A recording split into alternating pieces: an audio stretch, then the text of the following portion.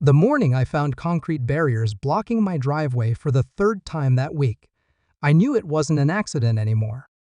They weren't small ones. Either these were construction-grade blocks, the kind you'd need a forklift to move, and they sat there like two tombstones in the middle of my drive, gray and heavy against the pale dawn.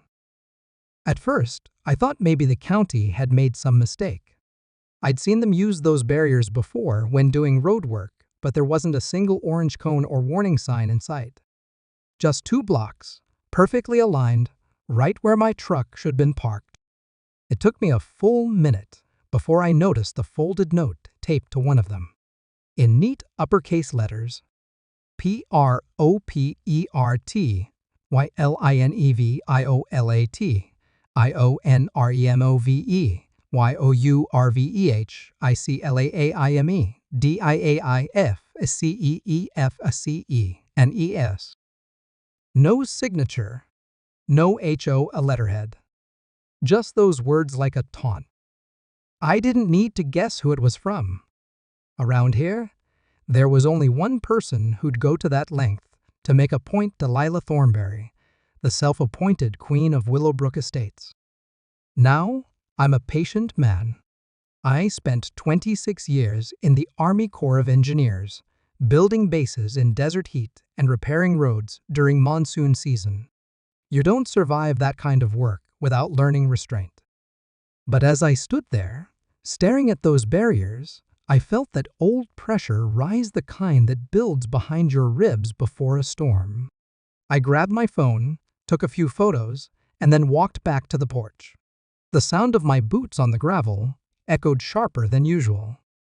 That's when I noticed her across the cul-de-sac, standing by her manicured hedge, holding a clipboard like it was a badge of honor. She didn't wave, didn't smile, just watched me chin high, smug, pretending she hadn't orchestrated this.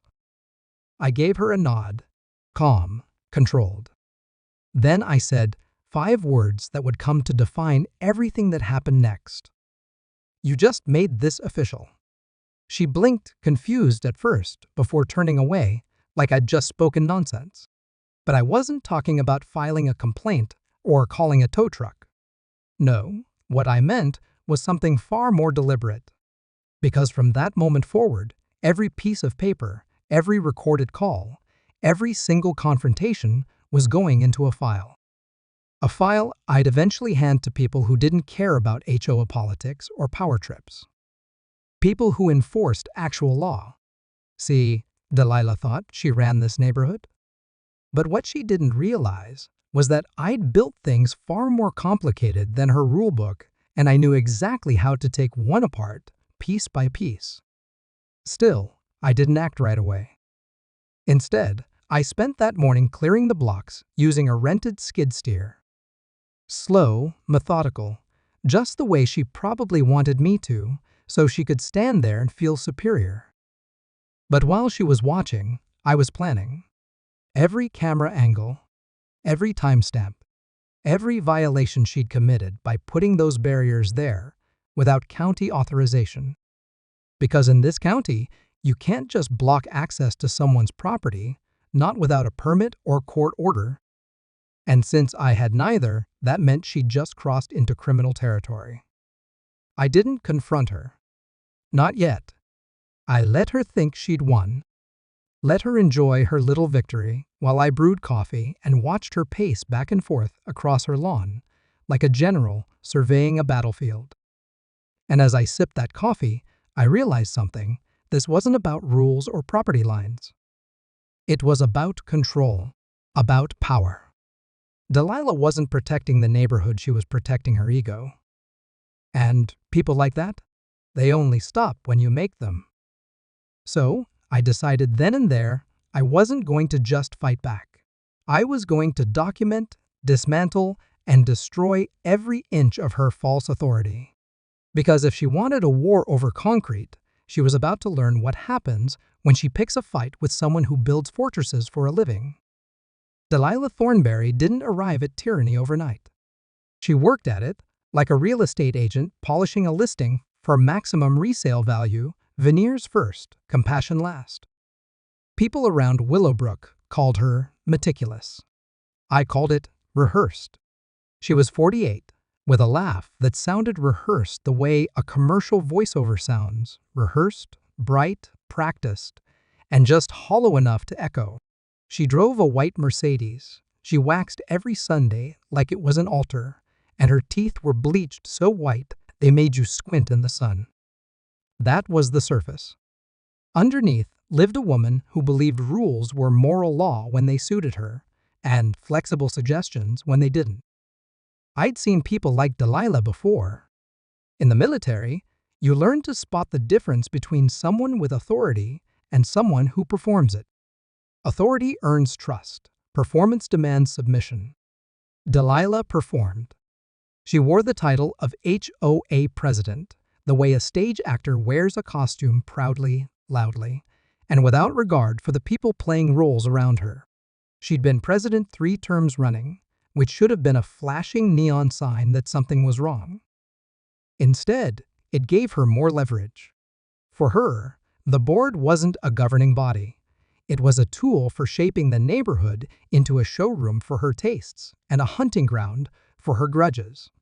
I'd read every legal document tied to this house deed restrictions, county codes, the HOA covenants, because when you've spent decades planning logistics, you don't leave loose ends. Nothing I read forbade a home office. Nothing banned client vehicles under ordinary circumstances. That is, until Delilah decided to write her own footnotes into the margins of our lives. Only problem was, the covenant she cited was a blob of vague language on page 47, crafted so broadly it could outlaw pizza deliveries if someone sneezed wrong. It read like it had been drafted in a vacuum by someone who mistook ambiguity for power. Delilah fumbled for her gavel, a polished wooden thing she used like a magician's wand, and tapped it twice. That's enough. Meeting adjourned. But it wasn't enough. Because by the time she slammed that gavel down, 3 neighbors had already approached me quietly, one with a complaint about an unauthorized fine, another about property damage from her approved landscapers, and one who simply said it's about time someone stood up to her. That night, my email pinged with 5 new messages, all from residents, all telling stories. One even attached a photo of Delilah's own violations, her pool fence 2 inches higher than regulation, her shed painted an unapproved color. She'd spent years hiding behind her clipboard, convinced no one would ever check her reflection in the rulebook she worshipped. But now the mirror was cracked and she knew it. As I left the clubhouse, I looked back through the glass doors. Delilah stood alone at the head of that long table, staring down at her papers like she could rearrange reality with enough bullet points. For the first time, she looked small, and I knew the war had officially begun. Power doesn't disappear quietly. It thrashes on its way out. And Delilah Thornberry, stripped of her invisible crown, wasn't going to let her control slip without claw marks. The morning after the meeting, retaliation came wrapped in paper and delivered by hand. It started with a noise complaint. According to the letter, someone had reported disturbing construction sounds coming from my property at irregular hours. The irony was rich. I hadn't so much as turned on a power tool that week. The timestamp on the complaint? 3:42 meant someone had gone out of their way to manufacture evidence while the rest of the neighborhood slept. The following day, a second notice arrived, this time for unsightly debris stored in the yard. The debris in question? 2 garbage bags waiting for pickup, sealed tight and placed neatly beside my bin. It was petty, ridiculous, but that was the point. Delilah had moved from intimidation to harassment. And harassment, when done under the banner of authority, becomes its own performance. I could have reacted, stormed over, shouted, given her the satisfaction of seeing me rattled. But I'd learned something long ago. The most dangerous man in a power struggle isn't the loud one, it's the one who documents. So I documented every complaint, every timestamp, every anonymous submission. I started matching handwriting, comparing signatures, cross-referencing digital metadata. And what I found was almost poetic. Delilah was so accustomed to getting her way that she didn't even bother hiding her patterns. Every single anonymous report was typed from the same model printer, inked with the same slight streak across the upper right margin. I had a trail. But while I worked quietly, she grew louder. She began calling emergency meetings of her inner circle, 3 board members who treated her like royalty and followed her orders out of fear or habit. They'd gather at her house, behind her lavender-trimmed hedges, sipping coffee from porcelain cups while they discussed problem residents. I knew because I'd positioned a camera across the street, angled just enough to capture the comings and goings without crossing any privacy lines. All legal, all time-stamped. And then came her mistake. She filed a formal complaint to the county zoning board, alleging that I was running an unlicensed business from my home. That crossed a very specific line from internal HOA enforcement to false reporting to a government body. I didn't find out right away. The county inspector did. He called me personally. A soft-spoken man named Curtis, someone I'd worked with briefly during a veterans housing project a few years back. He recognized my name on the report. "Thomas," he said, "I don't know what's going on over there, but this complaint doesn't make sense. Your permits are clean, your paperwork's current, and your business is registered 2 towns over. You want me to handle this quietly?" I paused, then said, "No. Let her think it's working. Just make sure the inspection's official." He chuckled. "You got a plan, don't you?" "Oh, I do," I replied. And this is the piece I was waiting for. The inspection happened 3 days later, right on schedule. Delilah stood across the street, pretending to prune her roses while watching every move.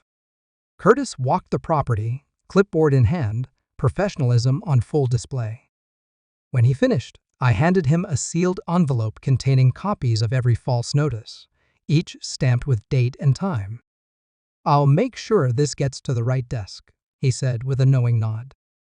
Delilah must have thought the inspection was her victory lap.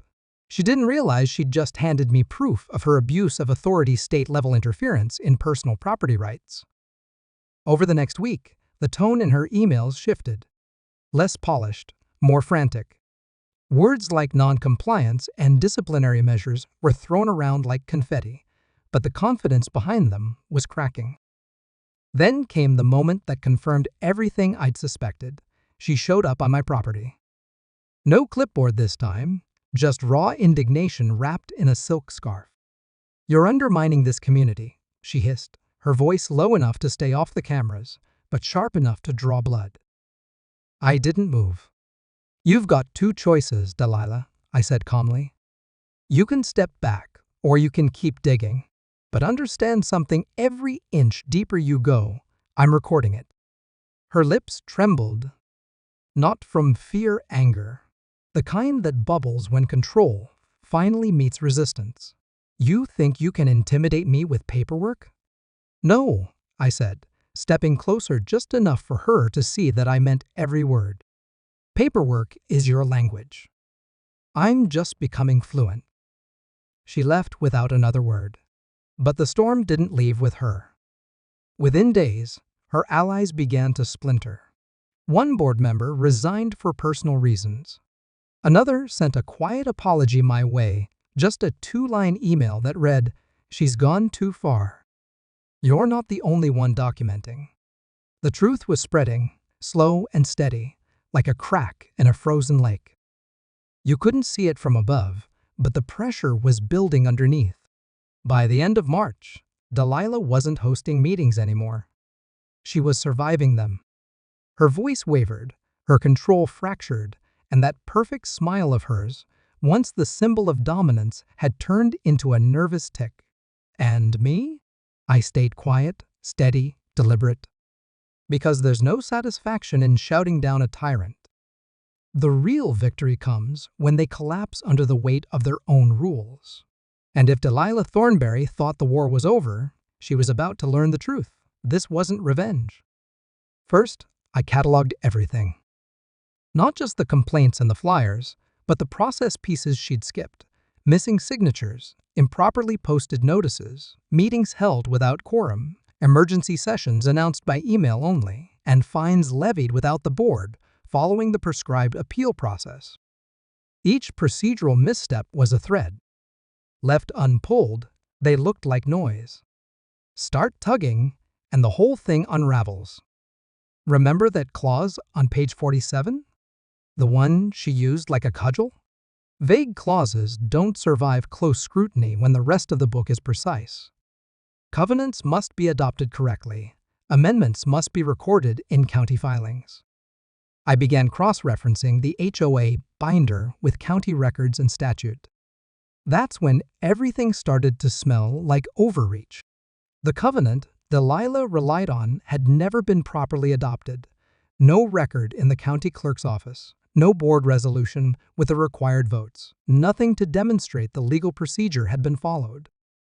In short, it was a phantom rule. Next, I played the long game, leveraged the board's own governance rules. HOAs are built on process, and when someone weaponizes process, the cure is transparency. I filed official requests for minutes, voting records, and the membership list. Delilah's inner circle had never expected anyone to ask. They had never anticipated someone would actually read the bylaws. On the day the recall vote was certified, Delilah arrived at the community center like she owned the room. She didn't. The turnout was the highest I'd ever seen at an HOA meeting. Neighbors who'd never attended before packed the chairs, clutching copies of the petition and the packet. You could feel the atmosphere shift from fear to something quieter, more potent resolve. When the vote was tallied, she lost. It wasn't a spectacle, it was a quiet reconfiguration of power. The board removed her from the presidency, and the county sent a letter indicating they were opening an administrative review into the towing and obstruction incidents. The legal clouds that had hovered over my head now hung over hers. But the best part wasn't the removal. It was watching her try to reframe the narrative, claiming she'd been misunderstood, that she'd only wanted to protect property values. The neighbors who'd stood with her last year now looked at her like someone who'd been exposed at card tricks. The veneer had shattered. Still, victory at the meeting table didn't equal victory in the streets. People like Delilah learn fast, they adapt. She began whispering about appeals and lawsuits. She threatened countersuits, hired a lawyer who specialized in aggressive nuisance claims, and tried to reinsert herself into the governance process through proxies. That's when I did something most people never expect. I turned inward. Not at my neighbor, but into my own life. I stopped pretending this was just about a truck or a driveway. It was about community. I started working with other homeowners to propose clearer, unambiguous covenants, to require recorded amendments at the county level, and to create transparent enforcement procedures. We rewrote rulebooks to prevent future Delilahs from weaponizing ambiguity. In short, I used the HOA's own tools, transparency, procedure, and the rule of law to take apart the very mechanism she'd used against us. That's the irony of bureaucratic power. It can be used to crush people, but it can also be the instrument of their undoing if you know where the seams are. By the time spring warmed the cul-de-sac, Willowbrook had changed. The circular driveway where clients once pulled in felt safer, not because of barricades or threats, but because people remembered they had a voice and the means to use it. And Delilah? She was no longer the queen. She was a cautionary tale about what happens when control becomes cruelty. The counterstrike hadn't been loud. It had been meticulous, legal, and communal. But it was absolute, and it changed the neighborhood forever. The weeks after the recall, vote felt like the first deep breath Willowbrook had taken in years. Lawns grew without constant warning letters. Porch lights stayed on without threats of aesthetic violations, and people began waving to each other again. The tension that had once crept like ivy over every fence started to wither. But peace, I've learned, rarely arrives without a test. And Delilah, ever the tactician, wasn't done. One morning, a thick envelope landed in my mailbox, certified mail. I signed for it, opened it on the porch, and read the first line, "Notice of intent to file civil action." She was suing. She'd forgotten one small thing: I'd seen bureaucracy from the inside. I knew how to dismantle it piece by piece. I called an attorney named Evelyn Park, former municipal litigator, sharp as a tack, with the calm, surgical tone of someone who'd seen this kind of manipulation before. When I handed her the folder, the same one I'd used during the recall, she skimmed it, smiled faintly, and said, "She's bluffing. But let's make her regret filing." We countered before the ink was dry. A motion to dismiss, paired with an anti-SLAPP filing, essentially a shield for anyone targeted by a lawsuit, meant to silence public participation. If granted, not only would her case evaporate, but she'd owe my legal fees. Evelyn drafted a response so precise it could have been used as a training sample for future litigators. Every accusation was dismantled line by line. Every rumor was backed by citation. Every emotional claim was met with evidence of her own written threats and harassment. 2 weeks later, she showed up at the community center again. No clipboard, no entourage. Just her, clutching a manila folder and pacing near the fountain. When she saw me, her face flickered, part defiance, part something else. Maybe recognition. "You didn't have to humiliate me," she said, voice tight. I looked at her for a long moment. "You did that yourself, Delilah." I just turned the lights on. Her jaw worked like she wanted to argue, but instead she just shook her head and walked away. By summer, the court dismissed her case entirely. The judge's order was blunt: plaintiff's claims lack factual and legal merit. The HOA's insurance wouldn't cover her costs, and the legal fees she owed me were enough to make even her carefully polished smile falter. As for Willowbrook, the air changed. We started community barbecues again. The kind where no one worried about the color of their patio chairs or the direction of their wind chimes. Kids rode bikes through the cul-de-sac without being scolded about property values. The board now consisted of regular homeowners, teachers, retirees, and one guy who ran the local hardware store. We even posted the bylaws online for everyone to read. Transparency became the new culture. One evening, Curtis stopped by with his old clipboard. He grinned and said, "You know, I don't think I've had a single complaint from Willowbrook in 3 months. That's a record." We sat on the porch, watching the sunset spill over the roofs. The air smelled like cut grass and charcoal. Peace, after so much noise, has a way of feeling heavier than chaos, but in the best way. She lifted her paper cup and said, "We forgot we were neighbors for a while. We let fear make the rules, but not anymore." That line stuck with me. Later that night, when most people had gone home and the park lights dimmed, I stayed behind a while. The stage was empty, paper plates rustled in the breeze, and the faint hum of crickets filled the air. It hit me then that what we'd built wasn't just a win against Delilah. It was a blueprint for what communities could be when ordinary people stood up for each other. A few weeks later, the county asked me to speak at a small civic leadership seminar. "Just talk about what happened in Willowbrook," they said. "Other neighborhoods are dealing with similar issues." I hesitated at first. Public speaking was never my thing. But when I stood in front of that crowd, people from other towns, HOA members, and even a few government officials, I realized how far we'd come. I told them the truth. It's easy to think one person can't change a system. That the paperwork, the rules, the signatures, all of it make the machine too big to fight. But here's the thing: systems aren't made of paper. They're made of people. And when those people remember they have a voice, the system listens eventually. Afterward, An older man came up to me, said his HOA had been run by the same president for 20 years, a woman who fined veterans for hanging flags too close to the curb. His voice shook as he said, "I didn't think we could stop her. Now maybe we can." That moment, that quiet gratitude was worth every sleepless night. When I returned home, I found a small note taped to my front door. It was from Curtis, the county inspector. He'd written, "Heard you're becoming a legend in the HOA world. Don't forget to rest, hero." I laughed out loud. Then I sat on the porch and thought about how different things looked now. The lights from the houses glowed softer, not harsh. The sound of laughter carried across the yards instead of arguments. A lot of people assume victory feels loud like applause or fireworks. But in my experience, it's quieter. It's the hum of peace returning to a place that forgot what it sounded like.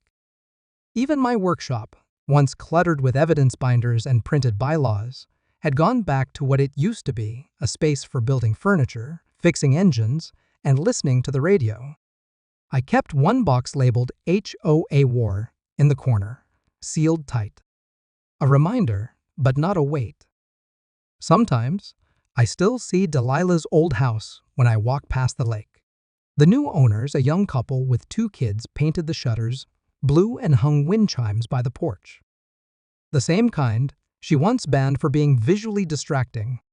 The sound carries over the water on quiet mornings, soft and almost forgiving. I don't know if Delilah ever looks back at what happened. Maybe she's reinvented herself somewhere else, spinning a new story about how the neighborhood turned on her. Or maybe, deep down, she finally realized control doesn't equal respect. As for me, I've learned something simple but hard-earned. Power doesn't always shout. Sometimes it stands quietly on a porch, watching the world heal itself. And in the stillness of that fall evening, as the lake reflected the fading orange sky, I finally felt what I hadn't in years: peace. Not just for myself, but for everyone who'd lived under that shadow.